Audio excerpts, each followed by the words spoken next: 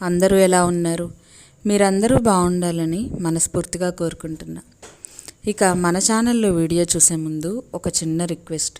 మన ఛానల్లో వీడియోస్ కనుక మీ అందరికీ నచ్చినట్లయితే ఒక చిన్న లైక్ చేయండి, షేర్ చేయండి. అలాగే సబ్స్క్రైబ్ చేసుకొని పక్కనే ఉన్న బెల్ కూడా కొట్టేయండి. అప్పుడే నేను చేసే వీడియో నోటిఫికేషన్స్ అన్నీ కూడా మీ దాకా వస్తూ ఉంటాయి. నోటిఫికేషన్ రాగానే మీరు వెంటనే వీడియో చూడవచ్చు.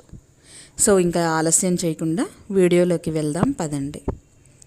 లత, చందు ఇద్దరూ కూడా కారులో వెళ్తూ ఉన్నారు.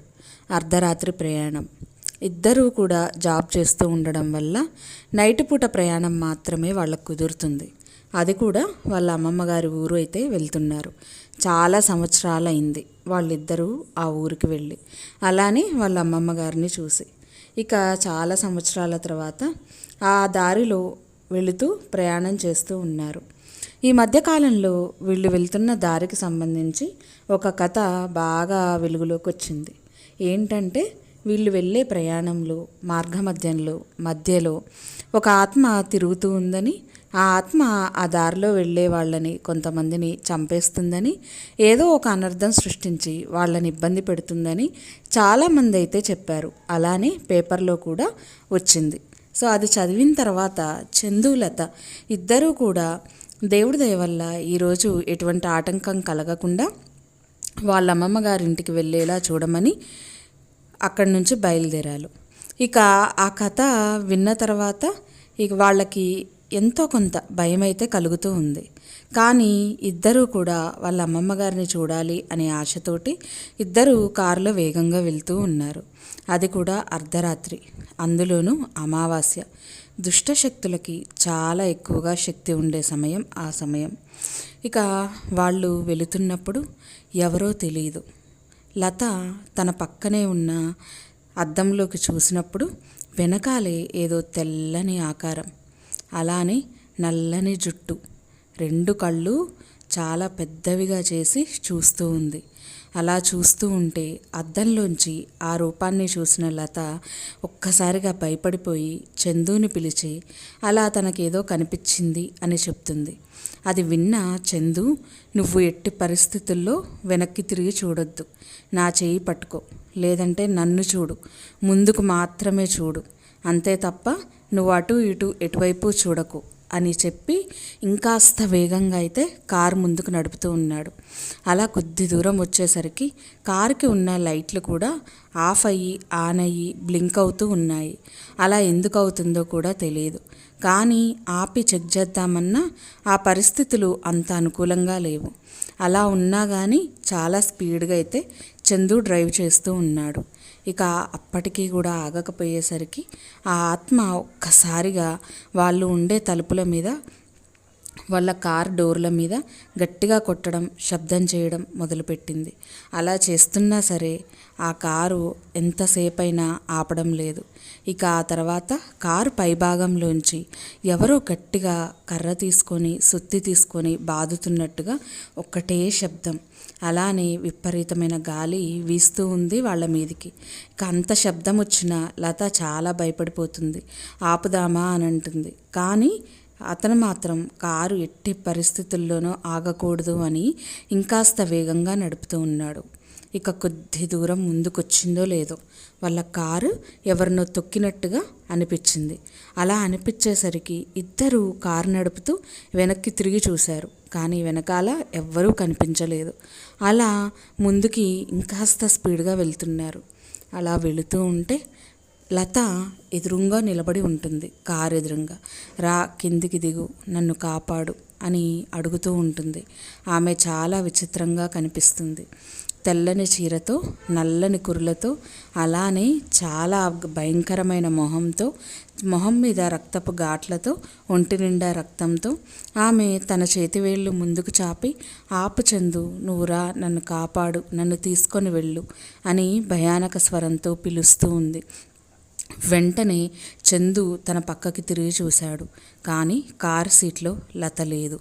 అయితే ఆ కారు లత మీద నుంచి వచ్చిందా అని అనుకుంటున్న చందు ఒక్క నిమిషంలో తేరుకొని, ఇదంతా ఆ ఆత్మ చేపిచ్చే భ్రమై ఉంటుంది, ఇప్పుడు నేను గనక ఆ కారు ఆపితే నేను చచ్చిపోతాను అని అనుకొని ఇక వెంటనే తేరుకుంటాడు చందు.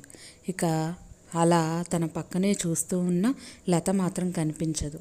చాలా వేగంగా కారు ముందుకు వెళ్తూ ఉంటుంది. చాలా దూరం వెళ్ళేదాకా లత జాడ కానీ లత మాటలు కానీ ఏమీ ఉండవన్నమాట. ఇక వాళ్ళ అమ్మమ్మ గారు ఊరు దగ్గరికి రాబోతుంది. అలానే తెల్లవారుజాము అవుతుంది. అలా వాళ్ళ అమ్మమ్మ గారు ఊరు రీచ్ అవ్వంగానే పక్కకి తిరిగి చూస్తే అదే కారులో లత ఉంటుంది. ఇక లతను చూసి ఊపిరి పీల్చుకుంటాడు చందు.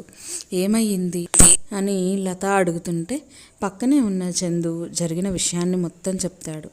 ఇక అది విన్న లత ఆశ్చర్యపోతుంది. అలానే లత కూడా ఇంకొక విషయం చందుకు చెప్తుంది. రాత్రంతా నువ్వు నీ సీట్లో కూడా నాకెవ్వరూ కనిపించట్లేదు, కానీ కారు మాత్రం ముందుకు వెళ్తుంది. ఏదైతే అదైందని కళ్ళు మూసుకొని అలాగే కూర్చున్నాను భయంతో. ఇక ఇప్పుడు తెల్లవారిన తర్వాత మాత్రమే నేను కళ్ళు తెరిచాను. అప్పటిదాకా భయంతో నేను కళ్ళు మూసుకున్నాను. నాకు ఈ ప్రయాణం వల్ల గాల్లో ప్రాణాలు తేలిపోయినంత పని అయ్యింది. ఆ దయ్యాన్ని నేను కారు అద్దంలోంచి చూశాను. చాలా భయంకరంగా ఉంది. అలానే అది మనల్ని ఆపడానికి చాలా ప్రయత్నించింది. మనల్ని చంపడానికి కూడా చాలా ప్రయత్నించింది. ఇక మనం కారు ఆపకుండా కంటిన్యూగా రావడం వల్ల మనం బతికిపోయాము. లేకపోతే మన ఇద్దరిలో ఎవరో ఒకళ్ళనైనా ఆ ఆత్మ మనల్ని చంపేసి ఉండేది అని లత అంది. ఇక ఇద్దరూ కూడా వాళ్ళ అమ్మమ్మ గారి ఇంటి లోపలికి వెళ్ళగానే వాళ్ళ అమ్మమ్మ గారు వెంటనే జరిగిన విషయాలన్నీ వివరించడం జరిగింది. అది విన్న లతా చందు వాళ్ళ అమ్మమ్మ గారు వెంటనే వాళ్ళిద్దరినీ తీసుకొని వెళ్ళి అక్కడే ఉన్న ఒక పంతుల దగ్గరికి తీసుకొని వెళ్ళి వారి ఇద్దరికి తాయెత్తులు కట్టించడం జరిగింది. ఎందుకంటే మార్గమధ్యంలో ఇలాంటివి చాలామందికి ఎదురయ్యాయి. వాటన్నిటికీ కూడా ఈయన దగ్గరికే తీసుకువచ్చి తాయెత్తులు కట్టించేవారు.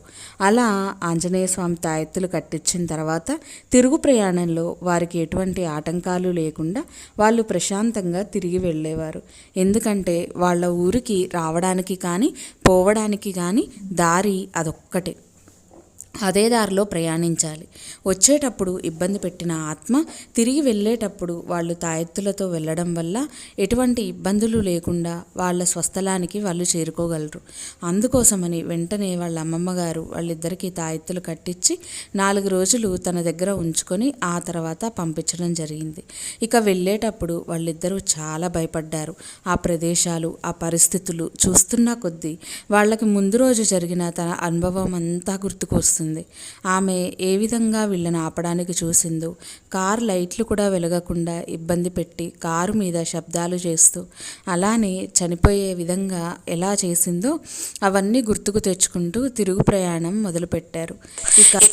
ఇక వాళ్ళు ఈసారి మాత్రం తిరుగు ప్రయాణం ఉదయం పూటే మొదలుపెట్టారు. కానీ దారంతా అదంతా చూస్తూ ఉంటే వాళ్ళకి అవే తిరిగి గుర్తుకొస్తూ ఉన్నాయి. ఇక అది మర్చిపోవడానికి చాలా సమయం పెట్టింది వాళ్ళకి.